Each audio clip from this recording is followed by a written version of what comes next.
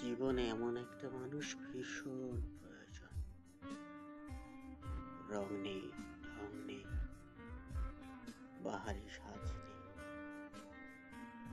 যার ভীষণ যত্নশীলতা আমাকে স্রষ্টার কাছাকাছি নিয়ে যাবে। রোজ ফজরে আমায় ডেকে তুলবে,